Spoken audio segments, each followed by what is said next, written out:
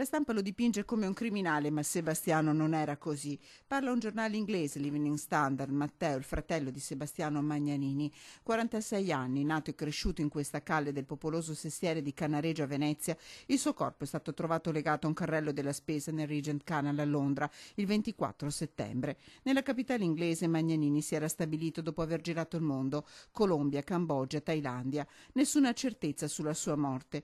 Continuano le indagini a 360 gradi di Scotland Yard a caccia di informazioni e testimoni per ricostruire i suoi ultimi giorni di vita. Visto a Londra il 22 settembre verso le 4:50, a Euston e poi alle 6:50 nella zona di King's Cross, Magnanini a Londra cercava un lavoro come falegname, un'attività in cui era molto abile, tanto da avere in passato anche costruito scenografie per il teatro. Era un romantico spirito libero, una persona unica, Sebastiano, dichiara ai giornalisti inglesi il fratello Matteo. Lavorava onestamente, non era legato a nessun ambiente criminale.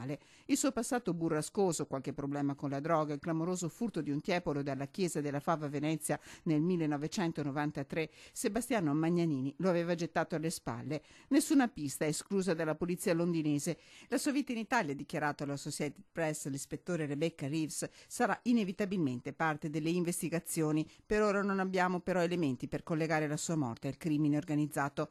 Una morte, probabilmente un omicidio, che ha provato dolorosamente la famiglia Magnanini. Il fratello è volato a Londra, i genitori piangono Sebastiano a Venezia, chiedono riserbo, ma sperano anche che sulla sua morte sia fatta piena luce.